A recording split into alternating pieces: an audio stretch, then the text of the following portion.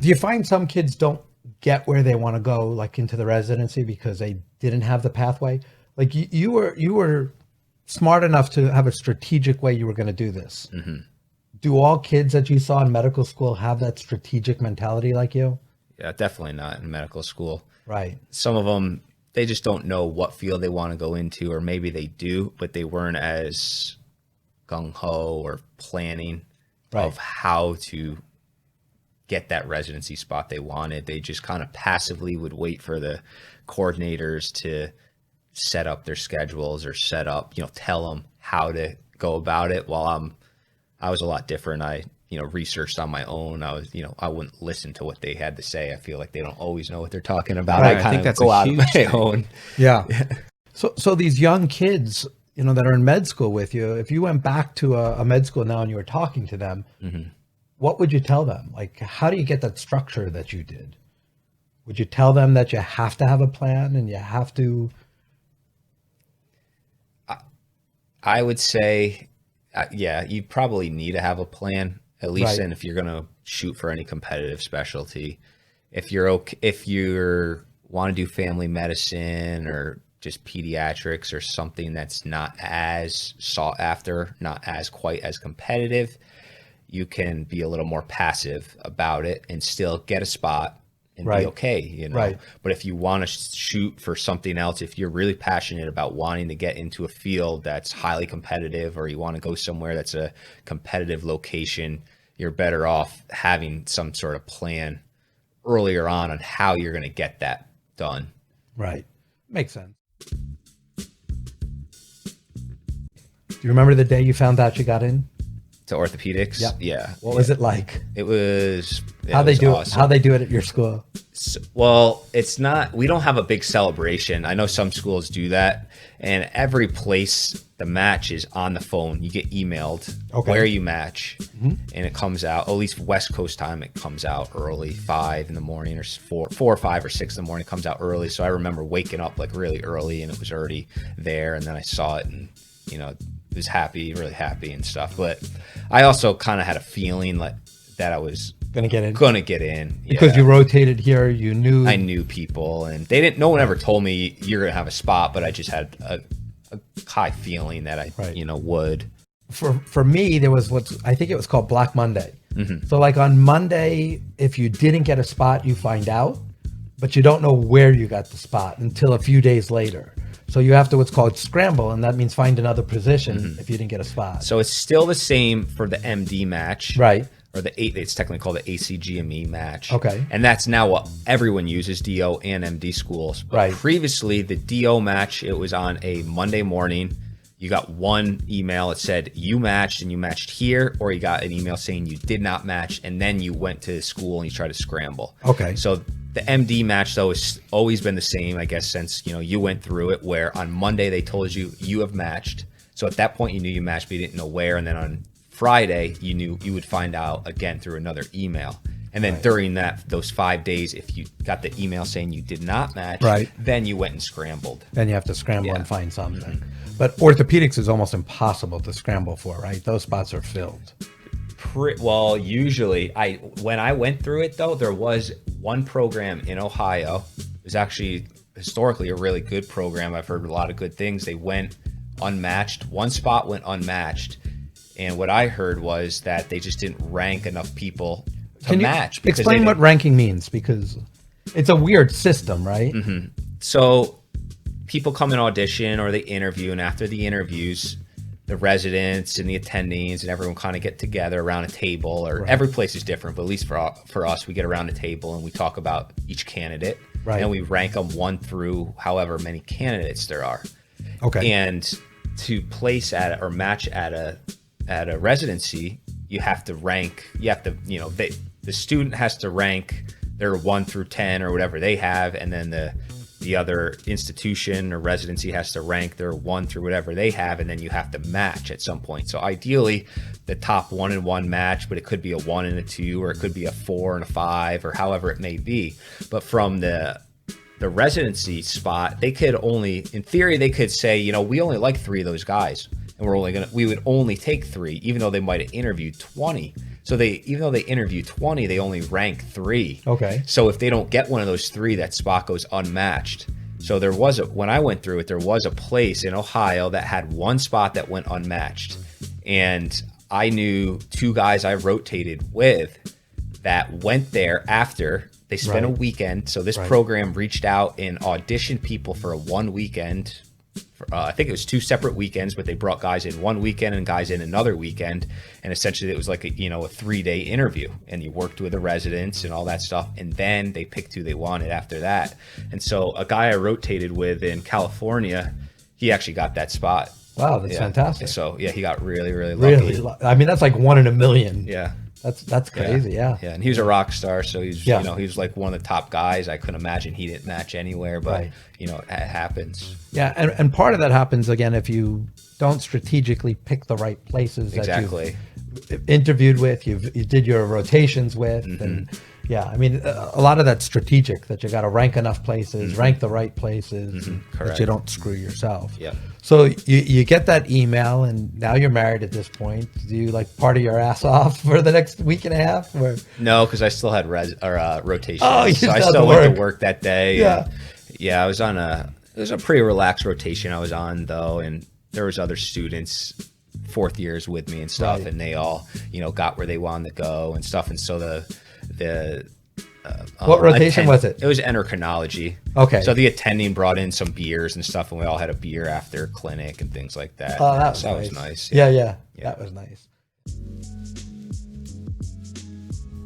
You finish your year and you end up you get some time off before you start your residency? Yeah, so you graduate early May, and then residency starts July 1st. It's actually internship, right? Yeah, internship. So internship is a little different. I mean, it's the same program. Yeah. But you have more different subspecialties than just orthopedics. Correct, yeah. So what was your first one? Mine was orthopedics. Oh, that's funny. Yeah, that's funny. So you do, in orthopedics now, anyways, it's 6 months of orthopedics. Okay. I don't think it always was previously. No, we didn't have that at all. Yeah, now it's 6 months of other stuff and 6 months of orthopedics. And the other things are night, or at least for me, it was ER, night medicine, general surgery, ICU, anesthesiology. I think I don't know if I said 6 or not, but there's the general stuff you have to do. Yeah. And what were your hours like in internship? Highly variable based on the rotation. Night medicine, we essentially would come in at maybe around 5 p.m. Do sign out around 5:30 from the day team. Right. And then we just basically did admits all night. Whoever came in, this is medicine admits, whoever would come into the ER. So sick patients, sick, chest pain, whatever it may be. You admit them, stabilize them, admit them, and then we would do that. I think the pager would stop around 4:30 or 5:30, and we're usually done at 6 in the morning or so, something like that. Do you have kids? No, but my wife's pregnant, 22 weeks. Congratulations. Congrats. Fantastic. Good for you. Thank you. Boy or girl? We don't know. I mean, we could know, but we're choosing not to. Cool. Nice. Yeah. That's amazing. Yeah. So what the hours, you're working night medicine, which means your schedule's all flipped compared to your wife who's a banker. Yeah. So what's family life like for you guys through internship year? So that rotation was, she actually didn't mind it. She kind of liked having a little time, she says. She enjoyed getting rid of you for a while. But it was not too bad. We had 1 day off a week. Right. And I was coming back in the morning, and I would have a beer in the morning at about 6 or whatever in the morning, and I'd make her a cup of coffee. She had coffee, we'd chat, and then she'd go to work. I'd go to bed all day. Right. And then and then I'd go to work, and then she'd have a beer and you'd have a coffee. Yeah. And then that 1 day off we had, we'd usually go out and get an early dinner and then hang out, watch a movie, and I'd stay up until late and she'd go to bed. Right. Sort of thing. She only knew me for a short time before medicine anyways. Right. Because I was applying, and then I was working, but I was applying during that time. But she was very supportive. And I think that's very important if you're going to have a significant other during the process. You don't want someone that's dragging you down or mad. That you can't have someone that's saying, come do this, come do that. They're mad that you're studying. You need someone that's like, you need to sit there and study and do your work, and they have something else that they enjoy or like to do while you're studying. They need. Medicine is definitely a very egocentric, driven profession. It really is. It has to be, unfortunately, about you for a lot. So you end up taking a lot of time studying or working or whatever it is, and your significant other really does need that understanding to make it work, or it's not going to work. It sounds like it. Yeah. And on top of that, there's moving as well. No, yeah. She came from San Diego to Las Vegas for med school after the first 2 years. She came third year when we, started to get serious and say, right, it's gonna, be a lifelong thing. Yeah. But then you might have to move for residency. I was lucky that I got to stay in Las Vegas, but that's another move. Fellowship. You're going to move again. You're going to move again. Absolutely. And then potentially, depending where you're going to work, you might move again. Yep. And if that person has a career, depending what that career is, it can be very difficult if they're able to move for you and, still do what they do. Yeah. There's a lot. In fact, before I came to Vegas in 2003, I don't think there was one city I was in for more than five years in 20 years, We were always on the move. So that is a challenging problem or dilemma when you have a significant other as well. Right. What specialty are you going to go into? Do you know? What subspecialty? I want to do adult reconstruction, so Joint total replacement. joints. Like me. Like you, yeah. You're going to be a hip and knee replacement surgeon. How'd you pick that? I think it relates to engineering more so than a lot of the other fields. I like the material science and that. A lot of people don't like reading about materials. I actually enjoy reading about materials and the angles. And I'm the type of person that actually likes to be repetitive. I like to know what I'm going to do for the whole week or have everything planned out. And I like to be good at doing one thing and doing it over and over. I'm not the type of person to want to be on trauma call and not know what my next day is going to be like, and jump in and have some, be doing something on the upper extremity and something blasted on the lower extremity. I prefer to, just do one or a couple of things well. Yeah, that's what I say. I'm a two-trick pony. I do two surgeries every day, all day long, a hip replacement and a knee replacement, and that's it. Yeah. And I'm great at it, and I can say that because that's all I do. Yeah. But I don't do, these crazy other surgeries that the traumatologist does on shoulder blades and, forearms and other things anymore. I just don't do that anymore. Yeah. So I'm very similar to you in that respect.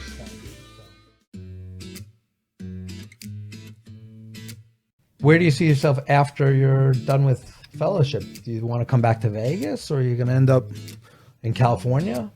West Coast somewhere, potentially Las Vegas. My wife and I, we've spoken about staying in Las Vegas. But we like California as well. But I know it's very saturated. Cost of living's more. Doctors generally don't get paid as much. Generally because they work for a hospital like Kaiser, something like that. It's harder to get into a group. A lot of Las Vegas orthopedic surgeons work for large or small groups. Private groups. And do you foresee the future that they're going to be these private groups still, or do you think most guys are going to end up working for hospital systems? I think most guys will probably end up in a hospital system.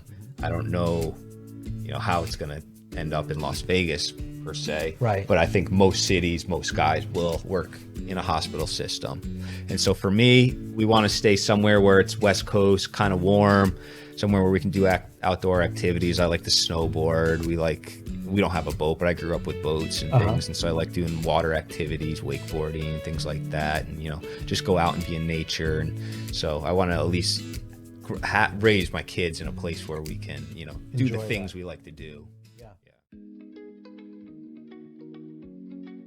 Is there anything through your path, and again, your path is phenomenal, it's really interesting to hear, Keith, is there anything you would have done differently if you look back? No, I think for me, everything happened to work out for a reason. I think it just is the way it went. Right. I think having a different path is an advantage for, it's kind of helped me get to where I am now, especially for interviews and, things like that. And I think it'll help me when I go to fellowship as well. I'll stand out from a lot of the other people when I course. start applying. But then at the other token, I wouldn't change it, but it would be nice because if I went straight through, because I would have 5 years less, I would technically be done right now. Right. I'd be working as an attending. Right. I wouldn't be doing what I'm doing. I love it and wouldn't change it. But if you look at it that way and go, okay, I would be done, and that's 5 years of lost income. Right. Which when you 5 years as a doctor is a lot of income you've lost in potential investments and things like that. Sure. You know, which is it's not the end of the world, but it's just things that you just look at and go, you know, that's a potential, a lot of lost. But on the flip side, do you think you could have done it right out of college? No, I couldn't. There's no way because I didn't know. So But even if you did say I wanted to be a doctor, do you think you were mature enough to go through that pathway and study 15 hours a day and all the other crap that comes along with it? I think by the time I was 22, 23, by the end of college, I could have done it because I was mature enough. Right. It was just the first year or two where I was not. Right. But once I figured out how to do well, then I was fine. Yeah. But definitely when I was 17, 18, there was no way. Yeah. I just wanted to, you know, hang out with friends, snowboard, party, you know, have a good time. Yeah. See, it's funny.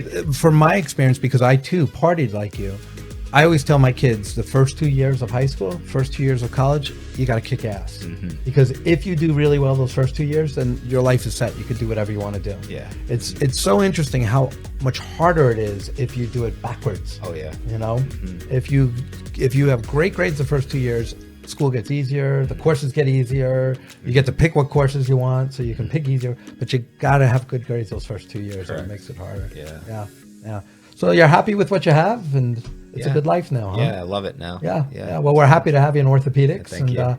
Thanks for spending the day with us here talking no about problem. this. And Rich, you have anything else you can ask Keith? No. Well, we really appreciate it, Keith. Thank you very much. Yeah. Let's Thanks close for out. having me. All right.